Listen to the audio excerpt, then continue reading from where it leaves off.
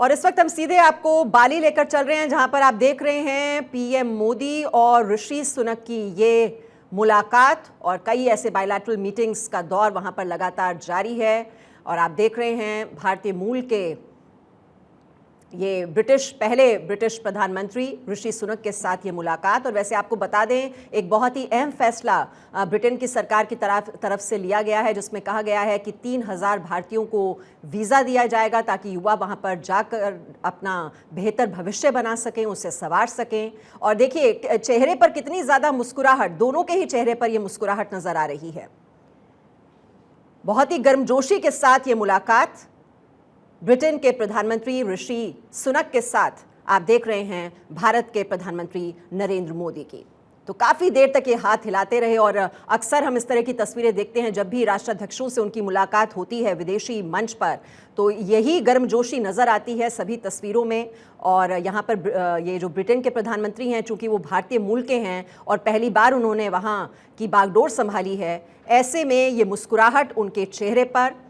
और इस मुलाकात को भी बहुत ही अहम माना जा रहा है और एक बड़ा फैसला तो ब्रिटेन की सरकार कर ही चुकी है कि 3000 भारतीयों को वीज़ा दिया जाएगा, ये प्रावधान कर दिया गया है। तो ऐसे में जो युवा लोग हैं जो वहाँ पर जाकर अपना भविष्य संवार सकते हैं, ये बहुत ही खूबसूरत अवसर दिया गया है ब्रिटेन की तरफ से।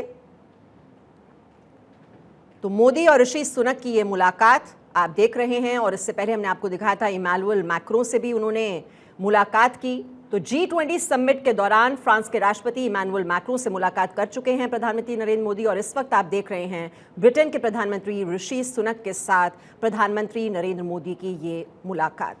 और यही नहीं, प्रधानमंत्री Narendra Modi Indonesia, Spain, France, Singapore, Germany, Italy, Australia, United kingdom के नेताओं के साथ ये द्विपक्षीय बैठक करेंगे। यानी ये लंबी फहरिस्त है जो कि बायलैटरल मीटिंग्स होने वाली हैं। और ये तस्वीर आप देख रहे हैं इस वक्त ऋषि सुनक के साथ, ब्रिटेन के प्रधानमंत्री के साथ।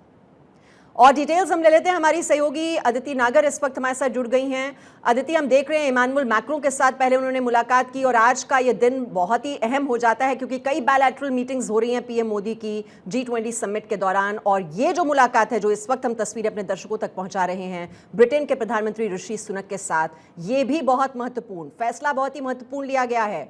3000 भारतीयों को वीजा दिया जाएगा ब्रिटेन की तरफ से। बिल्कुल, देखिए बेहद महत्वपूर्ण बैठक और बेहद महत्वपूर्ण फैसला, और इससे ब्रिटेन और भारत के रिश्ते समझ में आते हैं कि ऋषि सुनक ने क्या सोचा है भारत के साथ। और मैं मानती हूँ कि सबसे महत्वपूर्ण बात ये है कि हम जीवन में भी देखते हैं और हम अपने आप को भी इस तरह से देखें कि प्रधानमंत्री मोदी कल से जब से गए हैं तो वो जिस तरीके से लोगों से मुलाकात कर रहे हैं, जिस तरीके से उनका विजन है, और आप देखें कि प्रधानमंत्री मोदी की G20 में ऋषि सुनक से और बाइडेन से जिस तरीके की मुलाकात हुई है, जहां पर पहली बार भारत देश अब 18 साल से लेकर 25 साल तक के लोग, बच्चे जो हैं, जो अपना विजन देखते हैं कि वो विदेश में जाकर पढ़ाई करें, नौकरी करें, और उनको नौकरी के लिए वीजा आसानी से और 2 साल तक वहां पे रहकर वो काम कर सकते हैं। इतना बड़ा प्लेटफॉर्म केवल नरेंद्र मोदी उनके विजन की वजह से जहां भारत आज पहुंचा है, ऋषि सुनक भी देखिए चाहते हैं। दरअसल मुद्दा इस बात का है कि जिस तरीके से यूएस ने अपनी स्ट्रैटेजी में बदलाव किया है, शायद पूरे एशिया में इकलौता भारत ऐसा देश है जो अभी अमेरिका को लगता है कि वो उनका दोस्त है। इसके अलावा जिस तरीके से चाइना, यूरोपियन कंट्रीज या फिर रशिया और तेल का जो बाजार है, उसके हिसाब से लगातार कहीं ना कहीं यूएस को लगने लगा है कि उनके साथ एक स्ट्रॉन्ग उनका काउंटर पार्ट चाहिए, उनके लोग चाहिए जो उनके साथ खड़े हों। ऐसे में भारत ने जब ये तय किया था, जब यूक्रेन की वॉर के साथ था, तब ये तय किया था कि रशिया के साथ जो हमारे संबंध है उसका एक अलग स्टैंड है, और वॉर को लेकर वो लगातार डायलॉग के लिए बात अलग से करते रहते हैं। लेकिन तेल के मामले में भारत को पता है कि वो दूसरे नंबर की सबसे बड़ी आबादी है, जहां पर वहां की पब्लिक को कैसे आराम मिल सके, कहां से सस्ता तेल मिल सके, इसलिए रशिया उसने अपने संबंध बढ़ाया। अमेरिका को समझ में आ गया है कि भारत का एक स्टैंड है, भारत के पूरी दुनिया में अलग अलग स्तर पे, जैसे आपने बायलैटरल मीटिंग्स की बात करी, तो लगभग 10 देशों से उनकी बायलैटरल मीटिंग्स, जिसमें औद्योगिक संपर्क साधने की बात होगी, बेहतर विकास, बेहतर आदान प्रदान और बेहतर टैक्सेशन को लेकर बात होगी। वहीं प्रधानमंत्री मोदी ने जो अपनी स्पीच दी, उससे ये साफ नजर आया कि पीपल, पीस और प्रॉस्पेरिटी को लेकर Bharat as a global leader के तौर पे कहाँ देख रहा है, जिसमें उन्होंने रशिया को भी कहा कि आपके और यूक्रेन की वॉर की वजह से पूरे देश की स्थिति खराब है।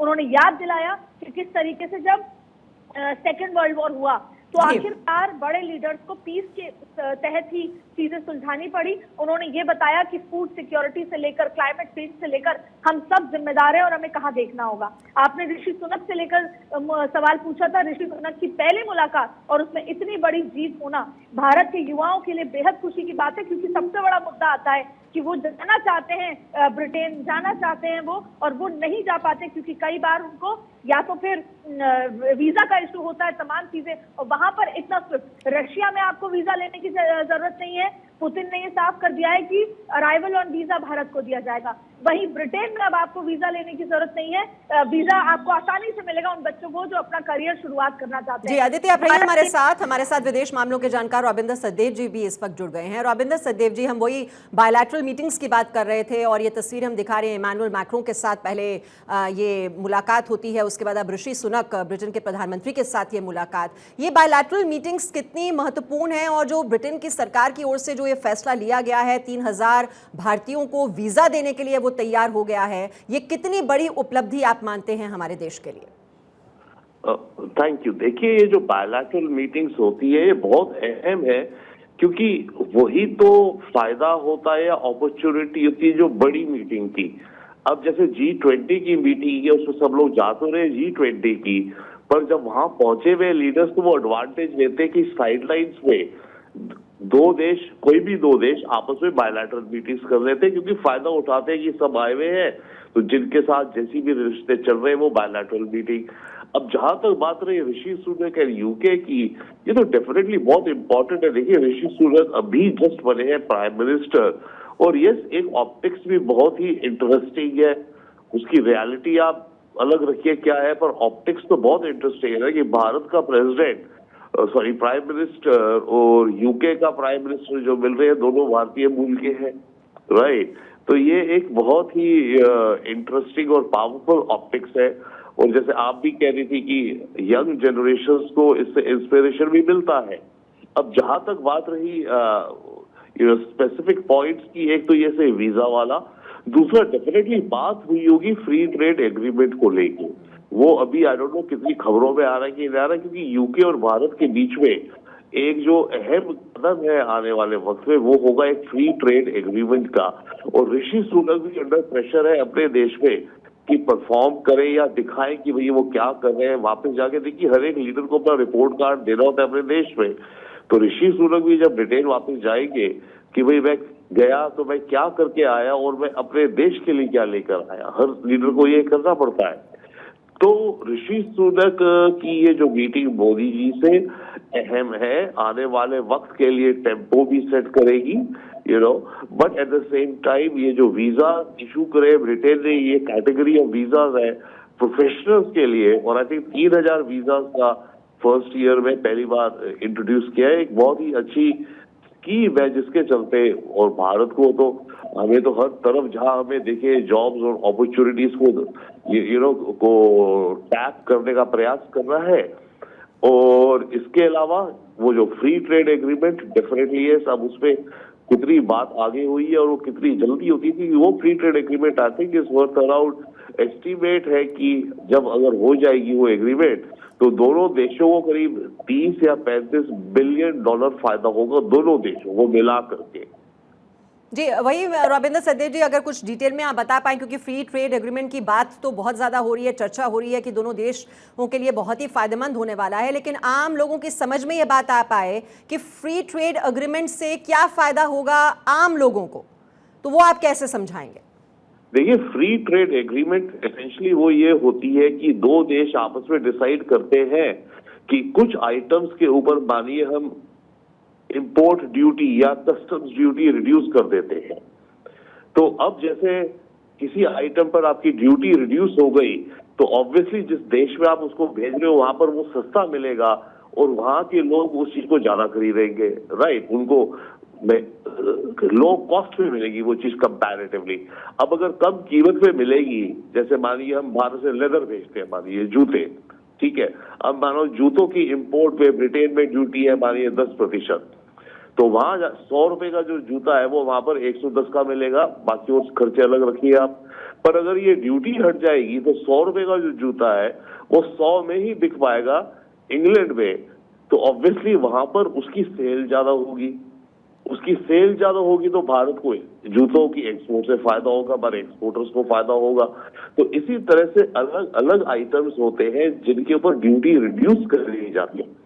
पहला तो कि ताकि कस्टम ड्यूटी कम होगी तो एक्सपोर्ट्स को फायदा मिलेगा हमारे देश का, दैट इज वन। उसके अलावा बहुत और चीजें भी होती है, ये तो हो गए टैरिफ बैरियर्स की भाई ड्यूटी कितनी लगेगी, कस्टम। इसके अलावा और बहुत कुछ होता है कि कौन से स्टैंडर्ड एग्रीड है। जब आप कोई चीज एक्सपोर्ट करते हो भारत से बाहर, ठीक है, उसको एक पर्टिकुलर स्टैंडर्ड सर्टिफिकेट हमें चाहिए होती है। अब उन सर्टिफिकेट को ब्रिटेन में जो इंपोर्ट कर रही है सरकार, वो उसको मान्यता दे ना दे, जी